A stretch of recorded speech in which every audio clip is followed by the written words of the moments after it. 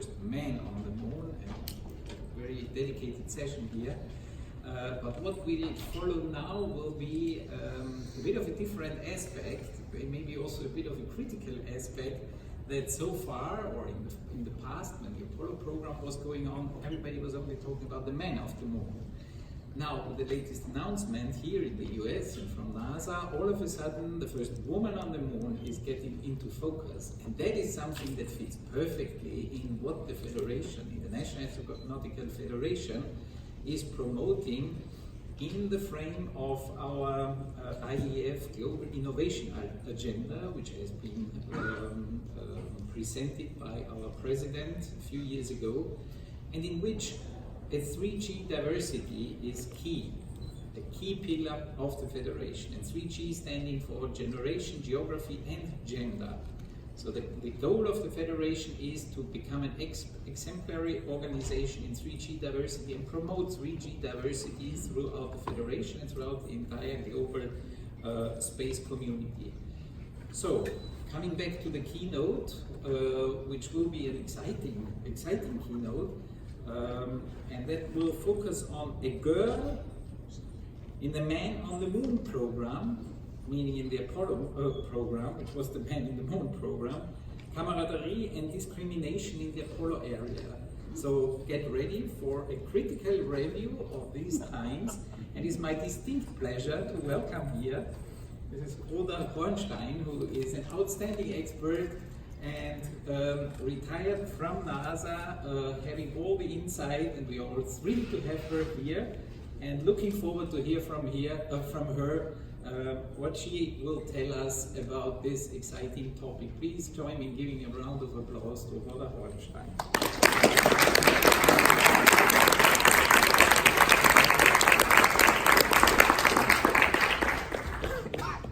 It is indeed a pleasure to be here this afternoon. I have a couple things working against me. One is my voice. So hopefully the microphone will not scramble it any more than it already is. I also want to make it very clear that this is my personal story. I am not acting in an official capacity. I have lots and lots of papers that are in an official capacity, and I was speaking for NASA at the time. So I want to make it crystal clear that these are my views. And I especially did not have any contact with my NASA friends that I keep in contact with, because I didn't want to taint what my remembrance was from 50 years ago. Let me also say that your memory from 50 years ago is not what you would think it would be. Things are very, very clear that were fuzzy at the time. It took me, this was the hardest paper I ever had to write, and I have over 50 technical papers, because I always knew what the end was, because we finished the research before we actually published. While here the observational part had been completed over 50 years ago, it's not clear that you remember things in the same way. I'm pretty certain that my account is correct. What I'm not certain about is what I would have done differently had I been 50 years older and suffered the same thing. So, as was said, I actually had 46 years with NASA, 12 at the Goddard Space Flight Center in Greenbelt, and 34 at NASA headquarters downtown. So I started my official career with NASA during the Apollo program. I was an entry-level aerospace technologist assigned to the Manned Flight Planning and Analysis Division. We were responsible for the care and feeding of the Manned Spaceflight Network, which was designed and operated to make sure that we knew where the Apollo spacecraft was at all times. Also science missions for launch and early orbit. For the Apollo 11 mission specifically, the Manned Spaceflight Network consisted of 17 ground stations, 4 ships, and between, I think, about 6 aircraft. A couple of people had asked me about the technical details, and I told them that this is not a technical paper at all. It's basically my personal feelings then and now. But I'm going to leave. NASA's very big on documentation, and so I'm going to leave this with the session chairs and file that with OT's IAA history. My beginning with NASA was absolutely fantastic. I was absolutely thrilled to be working on the Apollo mission. I was a year out of college. I was less than a year on the job with NASA, and I had the opportunity to contribute to something that was far greater than anything that I could ever dream of, and that is to land men on the moon and return them safely to Earth. Now notice, I'm talking about manned networks, manned flight divisions, man on the moon. Very little discussion about women or girls. When I was hired, I was known as the girl. There was a lot of effort trying to figure out how I got on board, since they had no sign that said, "Welcome aboard, girls." But generally speaking, the group that I was with was very much focused on getting the job done. And that's when I learned about camaraderie. And camaraderie is very simply the mutual trust, friendship, and teamwork in the workplace to accomplish mission goals. This is going to be important when we talk about how to prevent harassment in the future. And I'll give you a heads up. My background is software engineering. In software engineering, I spent a lot of time figuring out how to build the right system the first time. Not a lot of support for that, because as you all know, if indeed you are a software developer or a software user, that is much more, well, it's easier to get support for building the wrong system and correcting it with fixes later on. And I was not a big fan of that. And so when we get to figuring out what to do about sexual harassment, I'll give you my thoughts on that. But anyhow, I learned a couple things from the camaraderie, and that is collaboration and teamwork across traditional boundaries. We're more powerful in achieving technical excellence and mission success than just directing it be true. I was given the opportunity to test that out on a couple of small systems where you would bring all sorts of the users, developers, the sponsors, and figure out how best to proceed. They were not complicated systems, but it gave me a look at the ground floor. I also must have done a pretty decent job, because I received NASA's Exceptional Service Medal after I was on the job for about 6 years. The Exceptional Service Medal at that time was the second highest incentive award. That means that you get a medal but no money. Which, when you don't need a lot of money, it's fine. But the awarding of exceptional service medals began in 1969. As I said, I received it in 1974, where there were 168 awarded, 9 to women, of which I was one. So I felt pretty good about that. That nomination was scrutinized up and down the management chain to make sure that that was a valid nomination. They weren't just putting in a girl. I also shared in 2 Man Flight Awareness Awards. The Man Flight Awareness Program was established to promote technical excellence, particularly in the area of flight safety. And so I shared the Silver Snoopy, which is the astronaut's personal award, with my other team members. And also I got an opportunity to go see a launch. So I saw the night launch for Apollo 17. So this is all I'm talking about, the really fun part in the beginning, where everybody worked together. And everybody still generally did work together, except by the second year I was getting questions as to why I was not pregnant. And if I wasn't pregnant yet, when was I planning to be pregnant? I'm hoping that that question is no longer asked. I know it's illegal, but I also found out that being illegal does not often mean that it's not done. So you can think about, during the question and answer period, I would be curious to know how many young women are still asked that. I also got chastised for working in the first place because I was taking away jobs from men who could have it and take care of their families. And so clearly I was doing something really bad. I was also accused of being very greedy, because at that time I was married and my husband was making the same amount of money that I was. At that time, when you start out at certain grades, you can't discriminate in the government. A grade and a step level is the same regardless of your gender. There were a lot of little incidences like that were and so what I did, I either gave a snarky remark, which I'm not proud, but when you're about 22 or 23, your choices are to just ignore it and press on, or to come back with some snarky remark that keeps them quiet because they weren't expecting that. And apparently I did a lot of things they weren't expecting. And I presume that goes on still today. There are two particular examples that stand out as being very annoying and actually hurtful. And I did take some action on both of those. One is, I told you that the Goddard real-time system supported missions other than just the manned flight missions.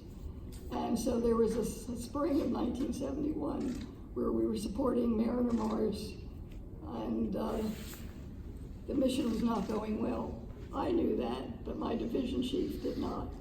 And so what we had on the board, we had a whole display system of what the nominals would look like, and when the mission would be launched, the data would just be plotted right on top of the nominals.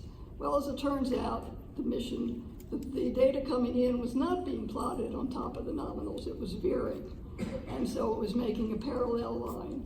And so my division chief came up and said, your software's not working. Don't you understand that the lines are supposed to be on top of each other? We have data coming in. You're scaring the rest of the people in the control room. And I said, I don't think so. I think the mission is not working well.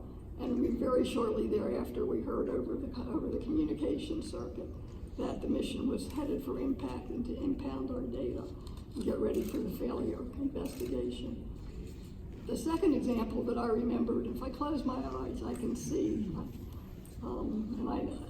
some of you don't look like you've been here anywhere near 50 years, so you close your eyes and see 50 years behind you. But the view is startling in focus. And I was apparently given a job to do that was supposed to fail. But unbeknownst to me, it didn't fail because I didn't know it was supposed to. And so I actually had made a lot of progress, and my management was very upset because they had already decided that this was doomed for failure, and then they would terminate me or at least move me out because no other girl had been hired, and they were tired of being the flag bearer.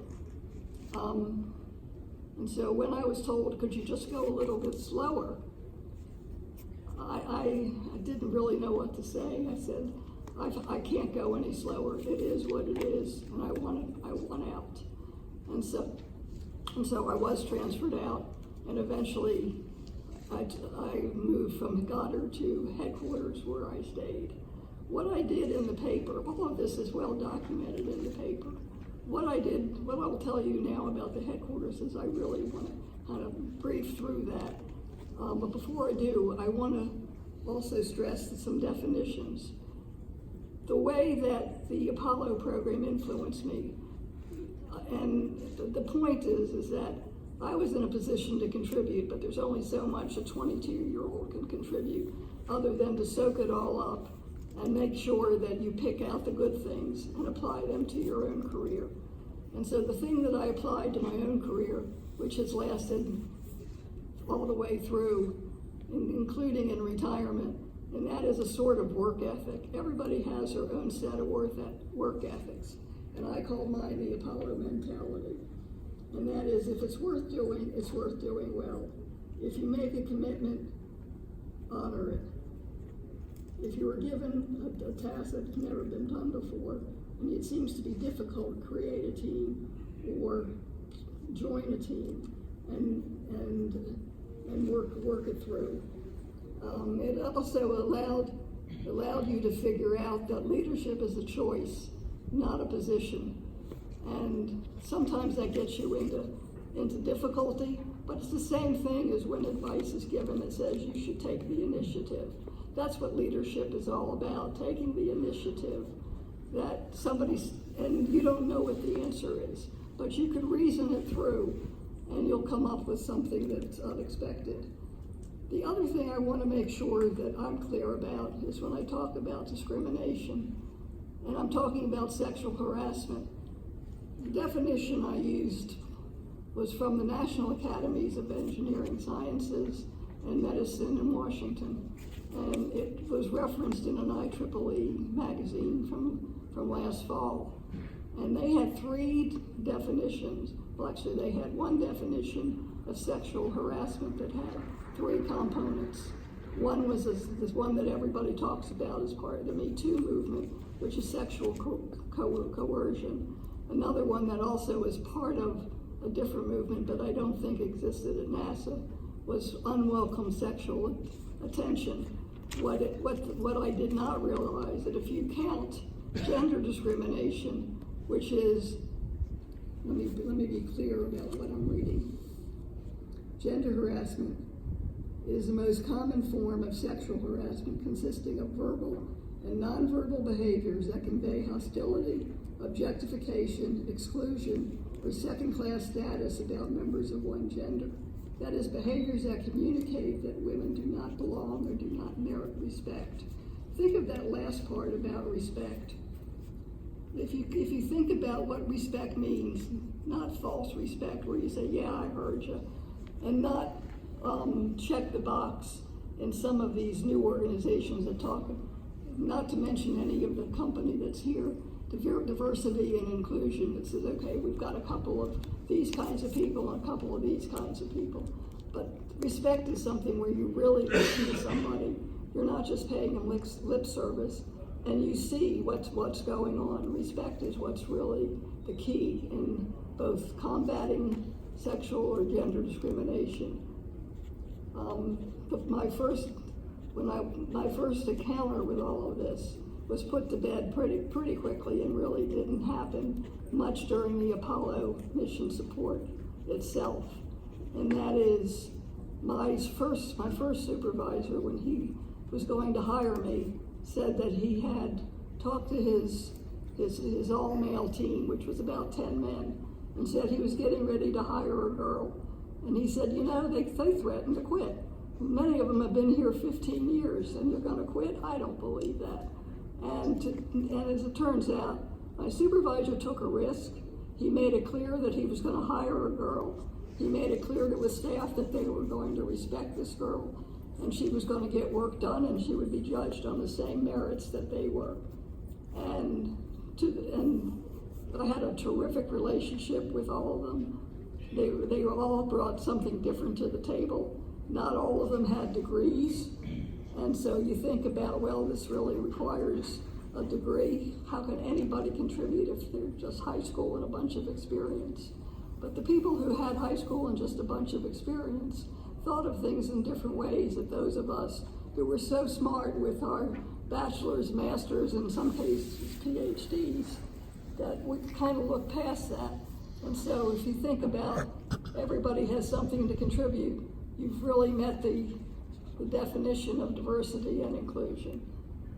The other thing that, before I talk about the headquarters examples, is the takeaways. So let me be clear about that. This was a really kind of exhausting summer for me, because every week I spent 2 days on this paper. And so I was kind of in the moment and reliving all of this and thinking, you know, if I had been 50 years old then when they did that, I would have had something important to say. And one of the arguments that I used to make when I was in my 40s and I was still getting complaints that, why were you still working? It's bad enough that you never had any kids, but you're still working and taking money away. And I remember my one supervisor, who was absolutely a gentleman through and through, pleasure to work with, said, I just don't know what you people want. And I said, what do you mean, what people want? And he says, well, you people, you know, the girls. And I said, Jack, don't you have 2 daughters? One of them is getting her PhD. Do you want to put limits on her about what she can do because she's a girl? And the man just stopped in his tracks, his chin dropped to the floor, and he says, I never thought about it like that. So you need more people like that who are basically good through and through, but just don't have the wherewithal to put themselves in someone else's shoes.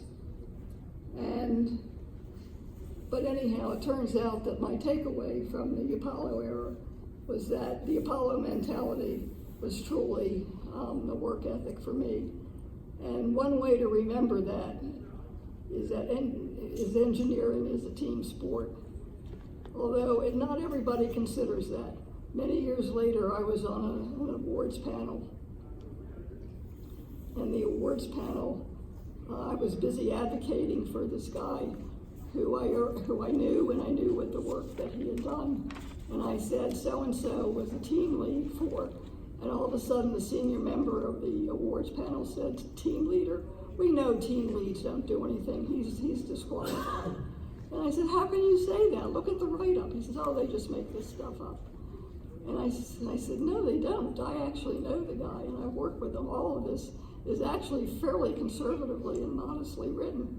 Anyhow, the guy lost out on the model because for the senior guy, engineering was not a team sport.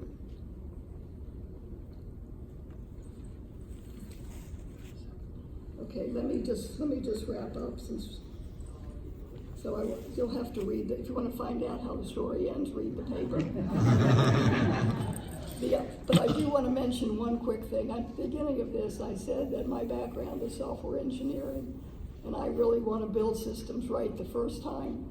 So there's a lot in the papers right now about how to count up all the sexual claims of sexual harassment and keep track, report them, and they're proud of the numbers. They're getting more numbers than they were expecting. That's good because now people are reporting. I'm thinking this is not the right way to go. Why can't you figure out a way of preventing sexual harassment? That makes a lot more sense. It might take you a little bit longer in the front end, but once there's some key about creating some sort of a panel, a work rule, something that guarantees respect, then you're halfway there to actually eradicating it. And one of my volunteer jobs years ago was as president of a union. And we did not we spent our whole time, we never actually filed any litigation or grievances. We always believed in working it out. But we came up with a policy that says that the fair, equitable, and respectful treatment of employees is a way of achieving NASA's mission. I noticed that in the study that was from the National Academies, they're interested in building a workplace that has respect in it. And so I would like to leave you with that thought about if indeed we are serious about eradicating gender harassment, then let's consider the use of respect and creating an environment where that is the norm. And thank you very much. We can now have time for questions, as I understand.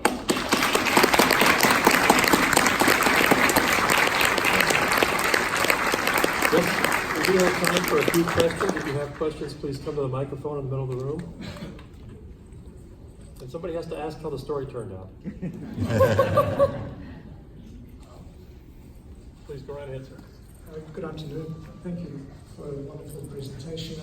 It was to thank you, but also to provide a comment. I'm Sasha Alexander, Western Sydney University in Australia.